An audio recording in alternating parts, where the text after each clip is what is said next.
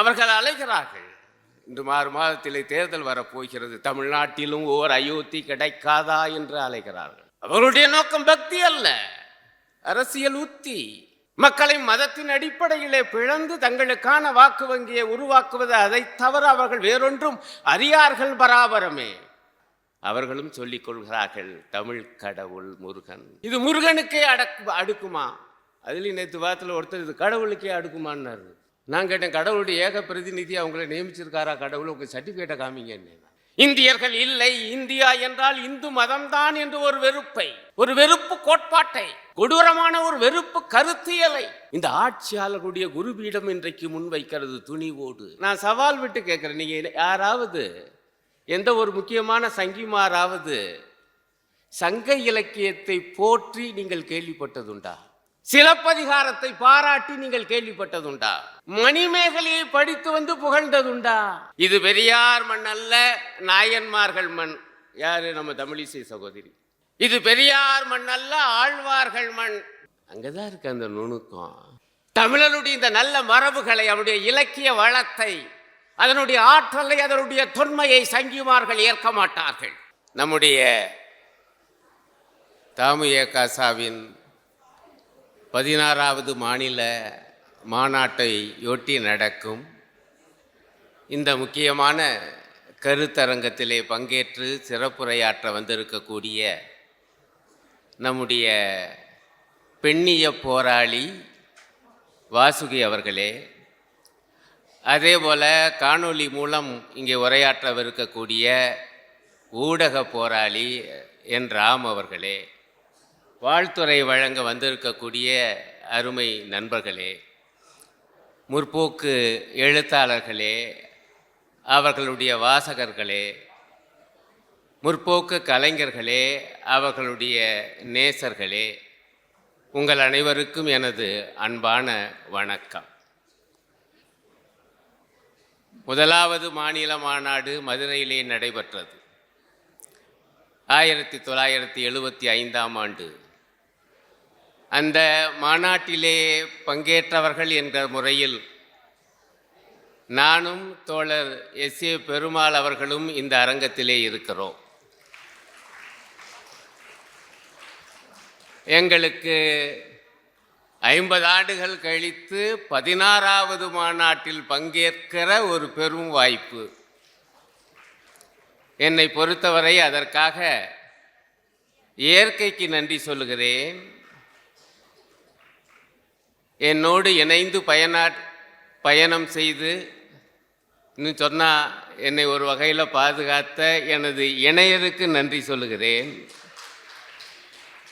இல்லை என்றால் 50 ஆண்டுகள் கழித்தும் இப்படி வந்து நின்று பேசி இருக்க முடியாது. ஆனால் ஒரு விஷயத்தை நேரம் கருதி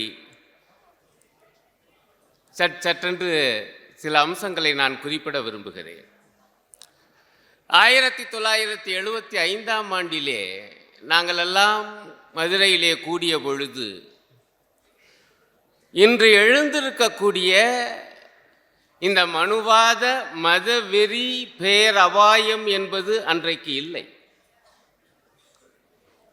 இந்த அளவுக்கு வெறுப்பு என்பது கொற்றமாக அரியணையிலே, ஆட்சி அதிகாரத்திலே, ஆதிக்கத்திலே கொலுவிட்டிருக்கக்கூடிய சூழல் அன்றைக்கு இல்லை. பொதுவாக நாங்கள் பேசினோம், மதவெறி கூடாது, சாதி வெறி கூடாது, இனவெறி கூடாது என்று நாங்கள் பேசி இருக்கிறோம். கொள்கை அறிக்கையிலே கூட குறிப்பிட்டிருக்கிறோம், உண்மை. ஆனால் நாங்கள் அன்றைக்கு எதிர்பார்க்கவில்லை மனுவாத மதவெறி சிவில் அமைப்பாகிய ஆர்எஸ்எஸ் அரசியல் அதிகாரத்தையும் கைப்பற்றும். இன்றைக்கு தொடர்ந்து 11 ஆண்டுகள் மோடி தலைமையிலே ஒன்றியத்திலே இந்த நாட்டிலே ஆட்சியில் இருக்கும் என்பதை நாங்கள் அன்றைக்கு நினைக்கவில்லை. இதான் உண்மை. சரித்திரம் என்பது ரொம்ப தொலைநோக்கில் பார்த்தீங்கன்னா ஒரு இலக்கோட நோக்கி அடுத்தடுத்த கட்டமாக தான் போயிட்டுருக்கு.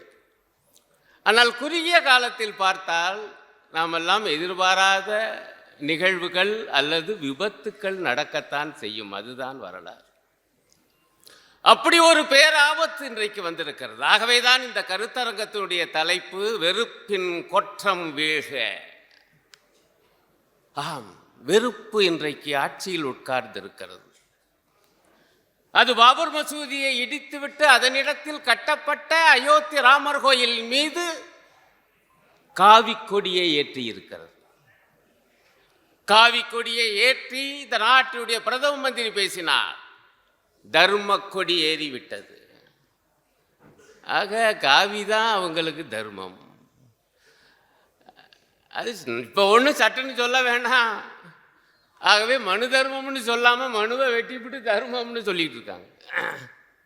ஆனால் ஆதி காலத்திலிருந்து நீங்கள் பார்ப்பீர்களே, ஆனால் தர்மம் என்றாலே அது மனு தர்மம் தான், மனு அதர்மம் தான். அந்த அதர்மத்தினுடைய கொடியை தான் ஏற்றி விட்டதாக கொக்கரிக்கக்கூடிய ஒரு பிரதமர் இந்த நாட்டிலே. இந்த நிலையை நாங்கள் அன்றைக்கு 50 ஆண்டுகளுக்கு முன்பு எதிர்பார்க்கவில்லை. உண்மையை சொல்லுகிறேன். இவருடைய குருநாதர் RSS உடைய சர்ஜன் சலக், அகில இந்திய தலைவர் மோகன் பகவத்.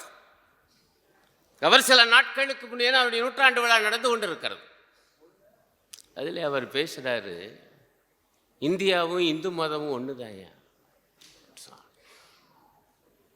இந்த நாட்டை இந்து ராஷ்டிரம் என்று தனியாக அறிவிக்க வேண்டிய அவசியம் இல்லை, சொல்ல வேண்டிய வேலையே கிடையாது.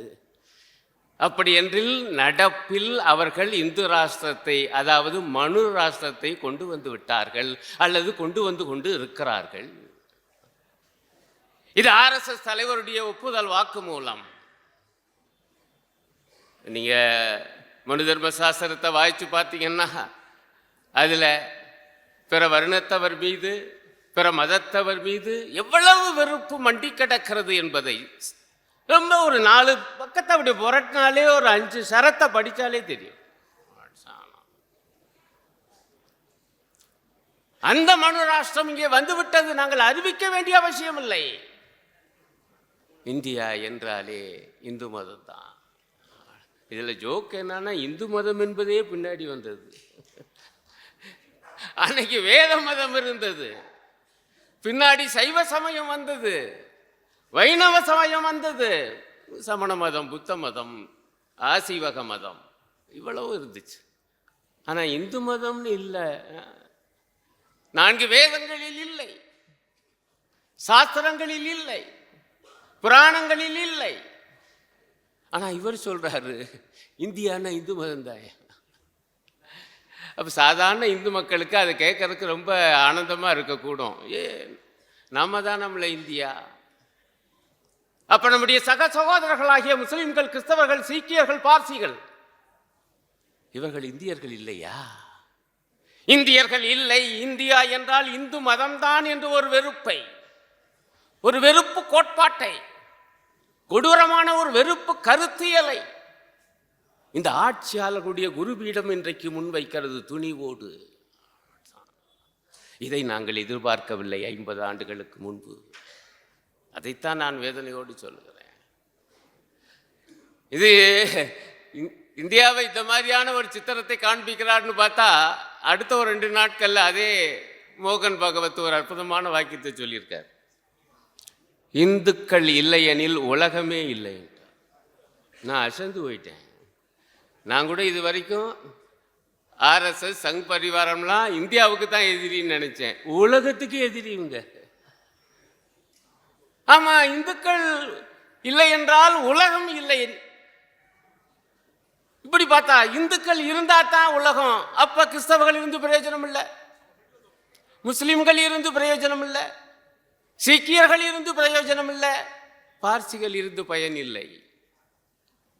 எந்த அளவுக்கு பிற மத வெறுப்பு இந்த குருஜியிடம், இவர்களுடைய குருநாதரிடம் இருக்கிறது. இதை எதிர்த்து ஒரு பேச்சு பாஜக தலைவர்களிடமிருந்து, அவர்களுடைய அரசியல் பிரிவிடமிருந்து நீங்கள் கேட்டதுண்டா? மாறாக புகழ்கிறார்கள். இது கடைசியா பிராக்டிக்கலா நடைமுறையில் எப்படி வருது? உத்தரப்பிரதேசத்தை சார்ந்த ஒரு அமைச்சர் பேசியிருக்காரு.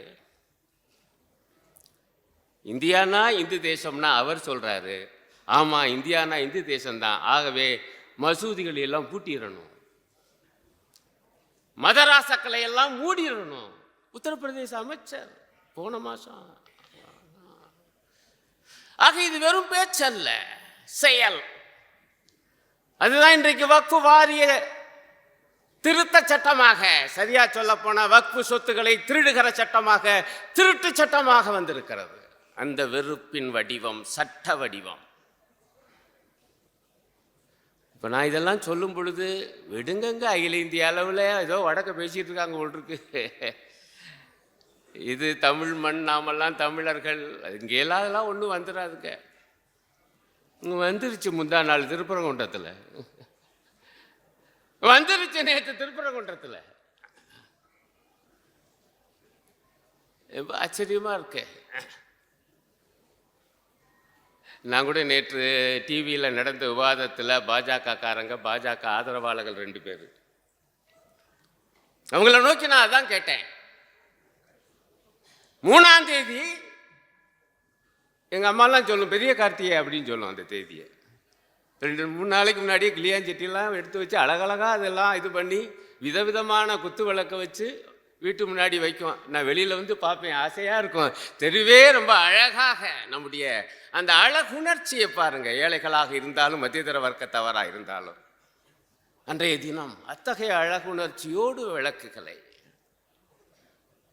ஐயா 3ஆம் தேதி வழக்கமாக ஏற்றுகிற அந்த பெரிய தீபம் குன்றத்தின் உச்சியிலே ஜொலித்தது. அந்த ஊர் மக்கள் மட்டுமல்ல, வெளியிலிருந்து வந்த பல்லாயிரக்கணக்கான மக்கள், அவர்களுடைய மொழியிலே சொல்லுகிறேன், அந்த ஜோதியை தரிசித்தார்கள், வணங்கினார்கள், வழிபட்டார்கள். முடிஞ்சு போச்சுல. நான் விவாதத்தில் கேட்டேன், ஐயா 3ஆம் தேதி முடிஞ்சு போச்சு, 4ஆம் தேதி ஒரு தூணில் ஏற்றணுங்கிறீங்க ஜோதி. நான் இப்போ தான் அந்த தூண் படத்தை பார்த்துட்டு வந்தேன். அந்த தூண் எப்படி இருக்கு? நமக்கு இந்த நிலத்தை சுற்றி வர வேலி கட்டுறதுக்கு கல் தூண் நடுவோம்ல, நீங்கள் பார்த்தீங்களா அந்த தூண்? அந்த கல் தூண் மாதிரியே இருக்குது. நான் பார்த்து சும்மா அப்படி தானங்க இருக்குண்ணா. அதில் ஒருத்தர் ஆமான்ட்டாரு. ஆமாம் கல் தூண் மாதிரி தான். அந்த கல் தூணில் எப்படி இந்த மகா தீபத்தை ஏற்ற முடியும்? நான் பக்தர்களுடைய நோக்கிலிருந்தே கேட்கிறேன். சூடத்தை வேணா வச்சு கொளுத்தலாம் ஐயா. அந்த தூணில் தீபத்தை எப்படியா ஏற்ற முடியும்? அதை தான் முதல் நாள் ஏற்றியாச்சு, மக்கள் ஏற்றுக்கொண்டு விட்டார்களே. பதிலே சொல்ல. அப்பதான் நான் அந்த வாக்கியத்தை சொன்னேன், உங்களுடைய நோக்கம் தீபம் அல்ல, அந்த இடம். அந்த இடத்தை கைப்பற்ற வேண்டும். காரணம், பக்கத்திலே தர்கா இருக்கிறது. சங் பரிவாரம் மத ரீதியான பிரச்சனையை கிளப்புகிறது, கோவில் ரீதியான பிரச்சனையை கிளப்புகிறது என்பது மட்டுமல்ல, அவர்கள் கிளப்புறாங்க ஒரு பிரச்சனைனா அங்கே ஒரு மசூதி இருக்கும், அல்லது குறைந்தபட்சம் ஒரு தர்கா இருக்கும். அதாவது ஒரு முஸ்லிம் ஞானி அல்லது அரசருடைய சமாதி இருக்கிற இடம் தான் தர்கா. ஆக அது பாபர் மசூதியிலிருந்து எங்களுடைய குன்றத்து கோயில் வரை வந்து விட்டது. ஆக இது ஏதோ வடக்கே நடக்கிற பேச்சு என்று தயவு செய்து நினைத்து விடாதீர்கள். அவர்கள் அலைகிறார்கள். இன்று 6 மாதத்திலே தேர்தல் வரப்போகிறது, தமிழ்நாட்டிலும் ஓர் அயோத்தி கிடைக்காதா என்று அலைகிறார்கள். அவர்களுடைய நோக்கம் பக்தி அல்ல, அரசியல் உத்தி. மக்களை மதத்தின் அடிப்படையிலே பிளந்து தங்களுக்கான வாக்கு வங்கியை உருவாக்குவது, அதை தவிர அவர்கள் வேறொன்றும் அறியார்கள் பராபரமே. அந்த வேலை இன்றைக்கு இங்கே நடக்கிறது. கேட்டால் அவர்களும் சொல்லிக் கொள்கிறார்கள், தமிழ் கடவுள் முருகன். அந்த முருகன் அவருடைய குன்றின் மீது தீபம் ஏற்றக்கூடாது என்று இந்த அரசு சொல்கிறது. பல அரசியல் கட்சி தலைவர்கள் சொல்லுகிறார்கள், இது நியாயமா? இது இந்து விரோத செயல், இது முருகனுக்கே அடுக்குமா? அதுலேயும் நேற்று வாரத்தில் ஒருத்தர் இது கடவுளுக்கே அடுக்குமான்னாரு. நான் கேட்டேன், கடவுளுடைய ஏக பிரதிநிதி அவங்கள நியமிச்சிருக்காரா கடவுள்? உங்கள் சர்டிஃபிகேட்டை காமிங்கன்னு. அவங்க எப்படி சர்வ சாதாரணமாக மதத்தை கடவுளை பயன்படுத்துகிறார்? ஆனால் உண்மை என்னன்னா, உண்மையிலேயே தமிழ் கடவுள்தான் என்றால், நான் அடுத்து ஒரு வாதத்தை முன் வச்சேன். நீங்கள் தயவு செஞ்சு யோசிச்சு பார்க்கணும். ஏன் தமிழ் கடவுள் நீங்களும் ஒப்புக்கொள்றீங்க, நல்லது. அப்படி என்றால் தமிழ் கடவுள் இருக்கக்கூடிய இந்த குன்றத்திலாவது அவனுடைய கருவறையிலாவது தமிழில் மட்டுமே அர்ச்சனை, தமிழில் மட்டுமே வழிபாடு என்று நீங்கள் கேட்க தயாரா? அடுத்து சொன்ன இந்துக்களை பற்றி பேசுகிறீர்கள். இது இந்து விரோத அரசு, இந்த மாநில அரசு என்று சொல்றீங்க. நான் கேட்கிறேன், இங்க இருக்கக்கூடிய அனைத்து இந்துக்களும் எந்த ஜாதியாக இருந்தாலும் உரிய பயிற்சி பெற்றால் அவர்கள் இந்த குன்றத்தின் கருவறையிலே அர்ச்சகர்களாக இருக்க வேண்டும். தயாரா? இந்த 2 கேள்வியை எழுப்பினேன். முதல் கேள்விக்குள்ளேயே போகலை பாஜக. 2வது கேள்விக்கு என்ன தெரியுமா சொன்னாரு? அருணன் இந்த மாதிரி அர்ச்சகர் பிரச்சனை எல்லாம் கிளப்புறாரு, இதே மாதிரி பிற மதங்களை நோக்கி கேள்வி எழுப்புவாரா? ஏண்டா உன் வீட்டில் கோளாறுன்னா உண்டு உண்ணுன்னு சொல்லு, இல்லாட்டி இல்லைன்னு சொல்லு, எல்லாம் நல்லதாயா இருக்கு. இல்லை இல்லை ஏற்ற விட்ட பாருங்கன்னா இது என்ன பார்வை? என்னையே அடுத்த வீட்டையே எட்டி எட்டி பார்த்துக்கிட்டு இருக்க, என்னை மடக்கிறதா நினச்சிக்கிட்டு மற்ற மதத்தவரை பற்றி இப்படிப்பட்ட கேள்விகளை எழுப்புவீர்களா? நான் சொன்னேன், கண்டிப்பாக எழுப்புவேன். ஆனால் இந்தியாவினுடைய மிகப்பெரிய மதம் என்று நீங்கள் சொல்லுகிற அது இந்தியா என்றால் இந்து மதம் என்கிறீர்கள். கணக்குப்படி பார்த்தாலும் இந்துக்கள் இந்தியாவிலே 80%, தமிழ்நாட்டில் 88%. ஆகவே எந்த ஒரு நல்ல சீர்திருத்தமும் இந்து மதத்திலிருந்து தான் ஆரம்பமாக வேண்டும். முதல்ல நீங்க ஆரம்பிங்க, அடுத்து அவங்கள நோக்கி கேட்போம், நிச்சயம் கேட்போம்னு பதிலே சொல்லல. ஏன்னா நாம புரிந்து கொள்ளணும், இவங்க எவ்வளவு சாதுரியமானிகள், மாணவர்கள், தந்திரசாலிகள். மதுரைக்கு 1000 பிரச்சனை இருக்கும்போது இவங்க என்ன மாதிரி பிரச்சனை எடுக்கிறாங்க, அதுவும் தமிழ் கடவுள் அப்படிங்கிறாங்க. ஆனால் வேடிக்கை என்னன்னா, பொதுவாக முருகனுடைய சன்னிதானத்தில் அரோகரான் தான் போடுவாங்க, இவங்க பாரத் மாதாக்கு ஜெயின்னு போட்டாங்க. நாம் தயவு செஞ்சு நம்ம யோசிச்சு பார்க்கணும். ஒரு விஷயம் உண்மை, சங்க இலக்கியத்திலே முருகனை பற்றி வருவது என்பது உண்மை. அங்கே கொற்றவை வழிபாடு இருக்கிறது, நடுகள் வழிபாடு இருக்கிறது, கூடவே முருக வழிபாடும் இருக்கிறது. வேட்டை சமுதாயத்திலேயே கபிலர் அற்புதமாக பாடியிருக்கிறார். சங்க இலக்கியத்தில் மிக அதிகமான பாடல்களை பாடியவர். ஆனால் எப்படி தெரியுமா, நம்மால் அந்த முருகனை பற்றி சொல்றாப்புல, அதன் மூலமாக அன்றைய வாழ்க்கை சித்திரத்தை பிரமாதமாக கபிலர் வர்ணிக்கிறார். ஒரு பெண்ணுங்க அந்த குடும்பத்தில் சும்மா சொனங்கி விழுகுது. நம்ம மொழியில் பேசுகிறேன். தாய்க்கு ஒரே கவலை, என்ன வியாதியோ என்னமோ, முருகன் தான் பிடிச்சி ஆட்டுறான் தான் மகளை அப்படின்னு நினச்சி அந்த அம்மா என்ன பண்ணிச்சான், வேலை நாட்டம் ஆடுகிறவனை கூப்பிட்டு வச்சு அந்த ஆட்டத்துக்கு ஏற்பாடு பண்ணுது. வேலை நாட்டக்காரன் காய்களை உருட்டி சோழிகள்லாம் போட்டு பார்க்குறான். அப்போவே அதெல்லாம் இருந்திருக்கு, இதெல்லாம் நமக்கு தெரியுது. ஆனால் இதில் முத்தாய்ப்பு என்னன்னா, இந்த காட்சியெல்லாம் பார்த்துக்கிட்டு இருக்காப்புல அந்த தலைவியினுடைய தோழி மனசுக்குள்ளே நினைக்கிறா, ஏப்பா இந்த அம்மாவுக்கு தான் ஒரு விவரமும் தெரியலை, என் தலைவி காதலில் ஈடுபட்டிருக்கிறார், காதலை நினைத்து ஏங்கியதால் இந்த சுணக்கம்.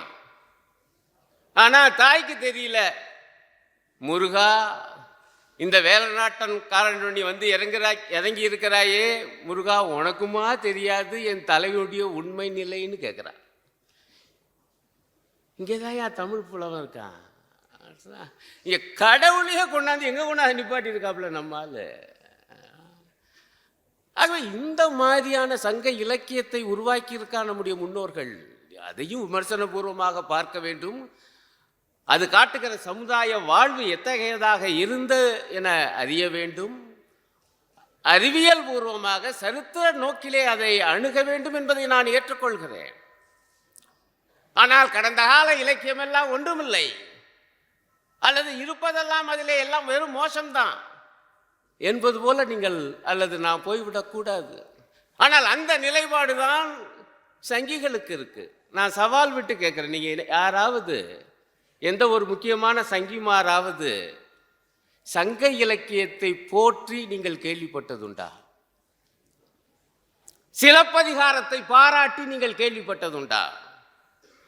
மணிமேகலையை படித்து வந்து புகழ்ந்ததுண்டா? இது பெரியார் மண் அல்ல, நாயன்மார்கள் மண். யாரு? நம்ம தமிழிசை சகோதரி. இது பெரியார் மண் அல்ல, ஆழ்வார்கள் மண். நான் சொல்றேன், ரைட்டியா? பெரியார் மண் இல்லைன்னு கூட சொல்லு.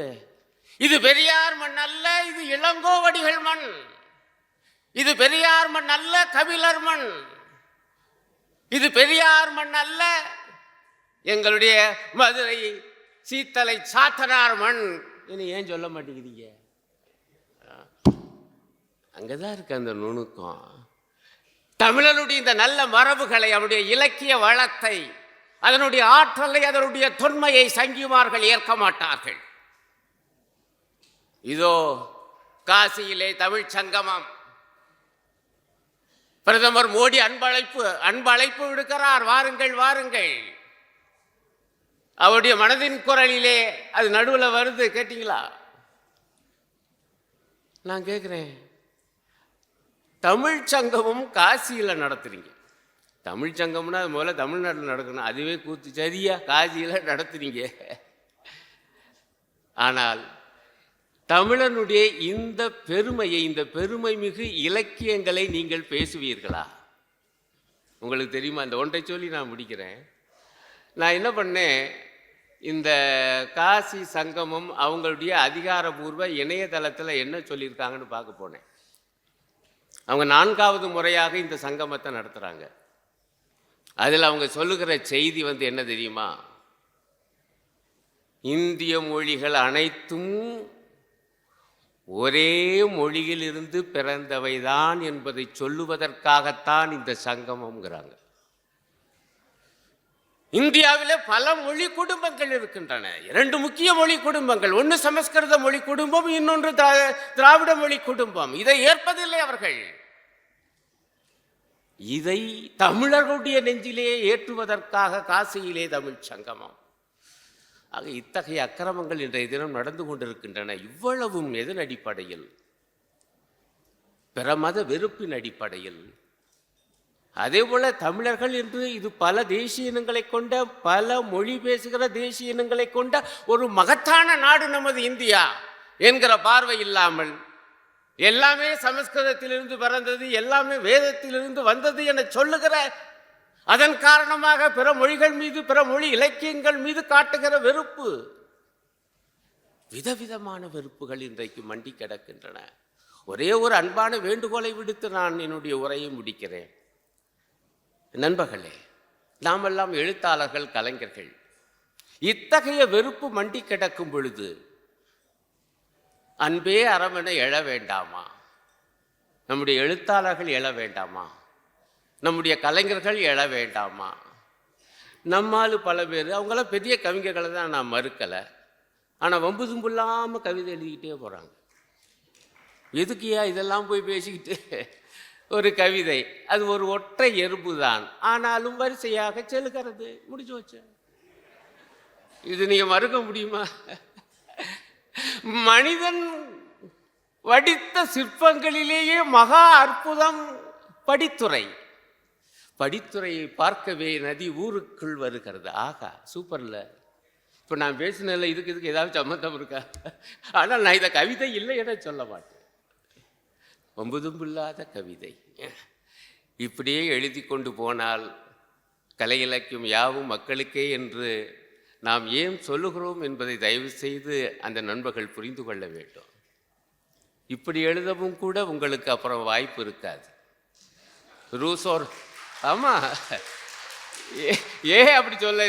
ரூசோ சொல்லுவான், சுதந்திரம்னா என்னன்னா, நான் பிடித்ததை செய்வது சுதந்திரம் அல்ல, நான் பிடிக்காததை செய்தே ஆக வேண்டும் என்கிற கட்டுப்பாடு இல்லாததே சுதந்திரம். உங்களுக்கு பிடிக்காததையும் நீங்கள் எழுத வேண்டியிருக்கும். சங் பரிவாரத்துடைய கோட்பாடுகளை புகழ்ந்து நாளை நீங்கள் எழுத வேண்டியிருக்கும். நீங்கள் அமைதி காத்தால் அநீதியை செய்பவர்கள் மட்டுமல்ல, அது கண்டு மௌனம் சாதிப்பவர்களும் அநீதியாளர்களே. நன்றி, வணக்கம்.